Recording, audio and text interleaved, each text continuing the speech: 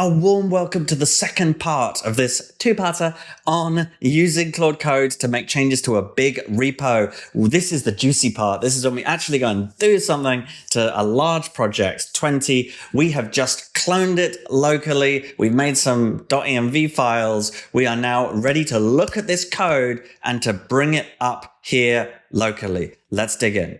To start with, I'm going to bring up a terminal with control and backtick. And I'm just going to check that you have two things installed. One is Docker installed and running. Type Docker PS to see any Docker containers that are running. I've got none, but Docker is there. And then Node -v tells me the version of Node that's running. You don't need to have the same version number because we'll make sure we've got the same version in a second, but make sure you have Node installed. If not, check out the instructions. All right, with that, from within the 20 directory, I am going to start by pasting in a couple of commands that I am going to put in the comments. This first one starts a Docker container that runs the database Postgres within it. So there we go. It's running. It will take much longer for you if it has to download it for the first time, but I've already done it once before. And now I'm going to do the same thing to run Redis on my computer. That's running too. And if I now do Docker PS, you will see that both Redis and Postgres are running.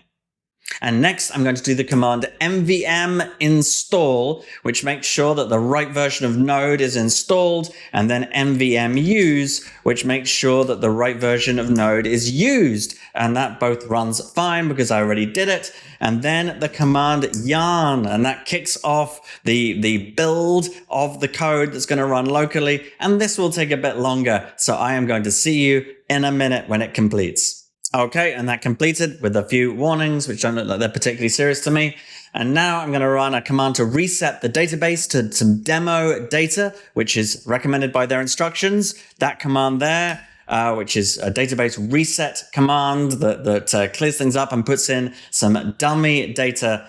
And when this is completed, it will then be time for us to actually start the server. So I will see you in one more second. And that took about 5 minutes for me, and it kept looking like it had finished, but it hadn't finished, but now it has finished. And so finally, I run the command to start the server, which is npx nx start. And I kick that off. And this is another one that I know takes a little bit longer than you expect. It's a big Codebase. So I'm going to let that come up and start. It's doing the yarn start right now. And I will see you back in a second when we have a running server. So again, this took like 5 minutes, and there's a couple of times when you think, oh, it's ready, and then you discover it's not when you try going to the web address, but it is now ready. And so if I bring up a browser and I go to a new tab, and I'm going to go to localhost, and it's running, the front end runs on port 3001, the back end is on port 3000, and up comes this. Welcome, Y Combinator. The name of their VC is what they pretend is your name as someone coming into this. And it's set up with an initial user ID and password, which are both tim@apple.dev. A little nerdy joke there. So you log in with that user ID and that password, and you sign in into the CRM that is running locally on your computer. Isn't this cool? It's like your own Salesforce here.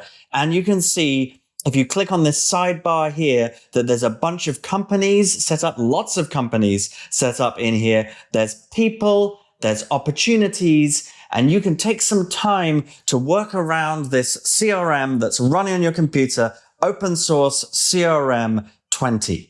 Okay, so here we are on the opportunities page. We're seeing a bunch of opportunities here created by some celebrities, some important former Apple and current Apple people, and also Jane Austen for some reason in the list. Anyway, all of these people are here. We've got these opportunities. There's something missing from here, which I would like to add. A feature that I know well from Salesforce and also from Pipedrive. If you use Pipedrive, we use that on my AI Builder course. Let's add a feature now. So this list represents potential future sales. And a nice thing to add to this would be, what is the probability that any one of these sales will actually cross the line? How likely are they to happen?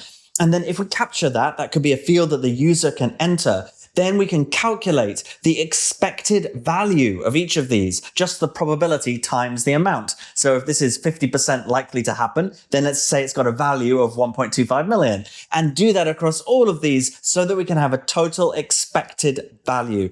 it's something that salespeople I know, you probably, if you're a salesperson, you may be rolling your eyes at me. I know there's a lot of simplifications with that, but it's still a useful stat to have, and Salesforce does it. And so let's consider adding this to as a feature. It's something that is in paid platforms today. And I do believe this is actually something that's out there on the wish list for 20. So we're going to build it ourselves, assisted by a coding agent.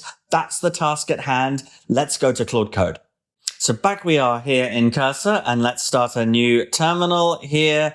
And what we're going to do when it comes up is run Claude. Let's start Claude right here. And it may prompt you the first time whether you trust this folder or not. Make it slightly bigger for you. And now the first thing that I'm going to do, we've got Claude. We're using, for me, Opus 4.6. And I'm going to ask it to describe, please review and summarize the project, include the number of files and lines of code and the high level structure. So this will be helpful for us to understand what is it, how big is this project? So I know some of you are saying, well, okay, my enterprise code base is much larger even than this, and that might well be true, but this is still pretty big. So let's see how big it actually is. We'll let Claude help work on that. It's going to, of course, be reading. It already has read the Claude.md. That's part of its context right away. And it's now going to do a few queries to understand the code base. And I'll see you in a second when that's ready.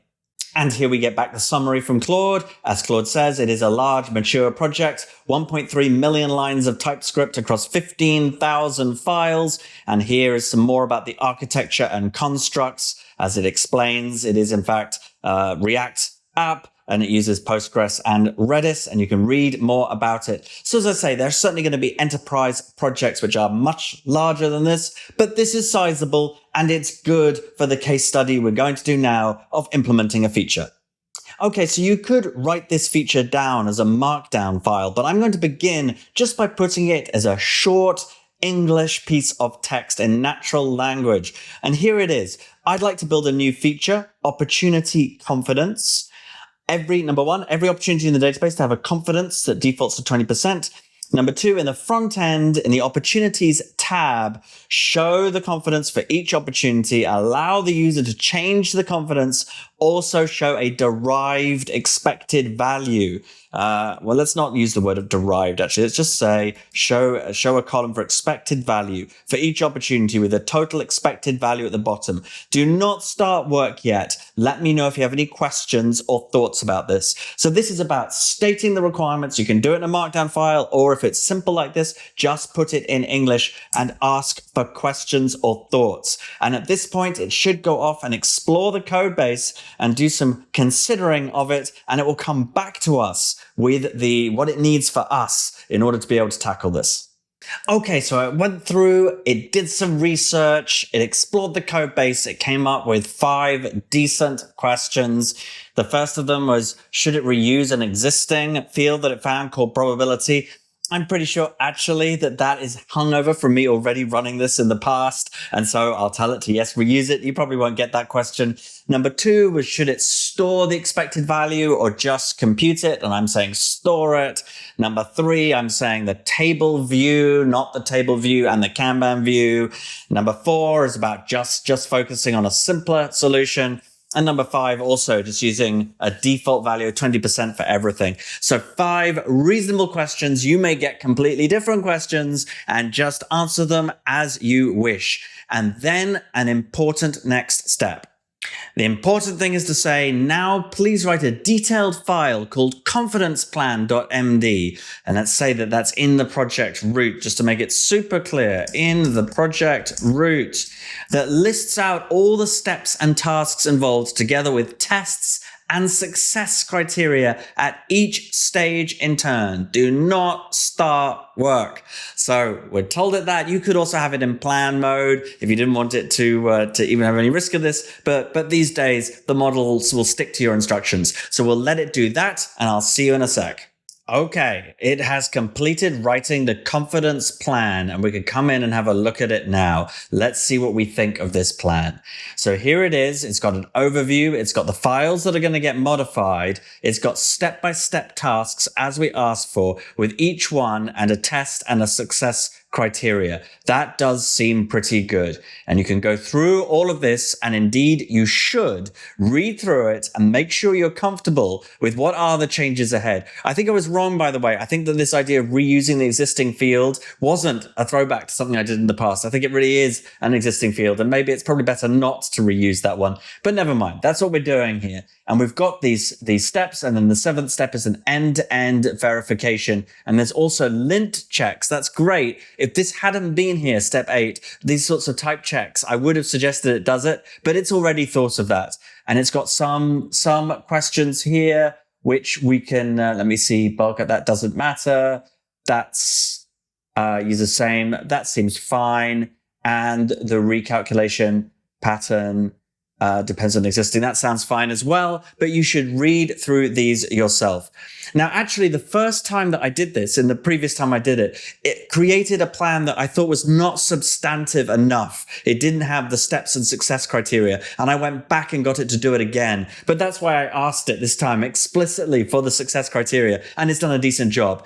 But you should do that. Go through this and challenge it if you're not comfortable with the level of detail, making sure you are satisfied that this is a good plan of attack that makes sense to you is important. And if you don't understand any step in the plan, get it to clarify. That is part of the process. And now, when you're ready, it's time to go. And look, the recommended approach, at least initially, is to go through this step by step, do each step, and then review the code for that step. But since the point of inflection last November, the amount that I am comfortable letting Claude work on at one time has increased. Everyone is at a different point in this particular confidence level. And that's where I am right now. So I am comfortable letting Claude do all of these steps in one go, working on it. And so I can come back and check everything. But if in doubt, you should do it step by step, iteratively. Start by doing it as incrementally as you can, and only allow it to do more as you build up the confidence and that you really understand what's going on and you're ready to check everything. But with that in mind, we're going to give it the go ahead. Now I've got accept edits on that I did by pressing Shift Tab, of course, but it's still going to ask me to approve a lot of things. And I'm going to do /remote control, which is something I cover in my prior video, so that I can then tell it what to do and control it on my phone and just let it do its thing. And I don't have to sit by my computer because it is going to ask me for permission from time to time. So from this point onwards, I'm going to pick up on my phone. I'm just going to say, go ahead and build the confidence plan. And I'm going to watch it here and I'll see you back when it's done. Okay, it's been a couple of seconds for you. It's been like 2 hours for me. I've been just in the other room watching TV, and meanwhile on my phone, Claude has been chit-chatting to me as it goes through step by step of the sheet. It's asking me for permissions to do anything apart from changing files, and I've been agreeing with it and accepting things and watching it carefully, seeing the changes go by, occasionally glancing at it, and tons of stuff got done, and it's all been written, and here we are. It also did a lot of testing. It was using Playwright to test, so driving a browser and taking screenshots, and you can see these PNG files. It's an example of something we'll want to clean up before we actually submit any code. You want to be sure that you're not putting in extra test files and test artifacts along with your code. That is a typical LLM tell. But here we are, pages and pages of stuff. And at this point, it's time to start up the server and to test it out. Okay, moment of truth. Localhost 3001, Tim at apple.dev. In we come. Let's see what we have. Well, the application seems to start up okay. We've still got our companies, I think. It's thinking. Hopefully all the companies are about to appear. There they go. Good, I was worried for a second. And now onto the opportunities. Okay, here we go. We've got lots of opportunities and confidence and an expected value. It seems to be working. Okay, so it seems to say that something here with a deal with an amount of 2.5 million, 20% confidence would have an expected value of 500,000. And the sum of expected values is 7.1 million. Okay, let's change this from 20% confidence down to 10% confidence. Bam, the expected value just changed to 250, and the sum of the expecteds came down as well. It's working. we've built a feature. And now I've gone back to prompt it. Please write a file Codereview.md in the project root to list out the changes and give a self-appraisal, overall feedback and issues. Now, this doesn't preclude us doing our own code review, but we might as well also get the LLM to review it itself. And this is a good opportunity, as we do at one point in the course, of asking a different LLM. Like we could ask Codex to go and do this if you have a Codex plan. But I've asked it to do it itself. And so we can open up this code review and read through it and see some of the things that it reviews, the changes that it says that it's made, that we can now come in and look at now. And it says that what was correct, what was good, and it does find some issues. It found something where it wanted to do it one way, but it was forced not to make this field expected value be read only because it hit some bug. And I watched it while I was watching TV. I saw it going backwards and forwards on this and just determined, so tenacious, just keeping on trying till they got through this problem. But that did require it to have to not have expected value be read only, which it identifies as a flaw that at some point will need to be remediated. But it's good to know to expect that and to have that explanation. And then there's more stuff here. And at the bottom is a bunch of follow-ups, a few things. This is the thing that I just mentioned, the problem that will eventually have to be corrected, but is probably good enough for now for this change. And then something that could be done a bit better here. And the fact that it's noticed that it's not validating whether the confidence is in a particular range. Definitely something we should have it fix. Okay, that is the LLM's code review. But now the most important thing, we need a human code review. So you can run git commands as a way of quickly establishing which files were changed by Claude Code. You can also have dialogue with Claude Code and say, show me where you do the calculation that does the multiplication of probability with the amount.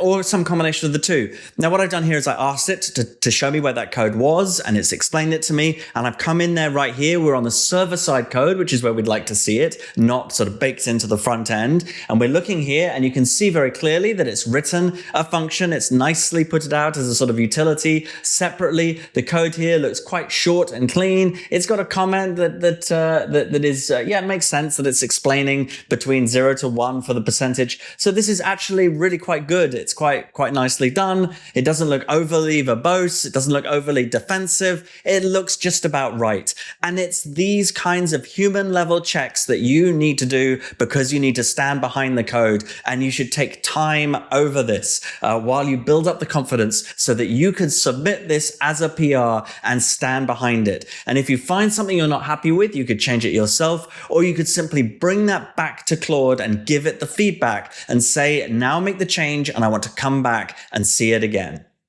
And so we have just successfully built a new feature, a commercial feature, into a large project of more than 1 million lines of code.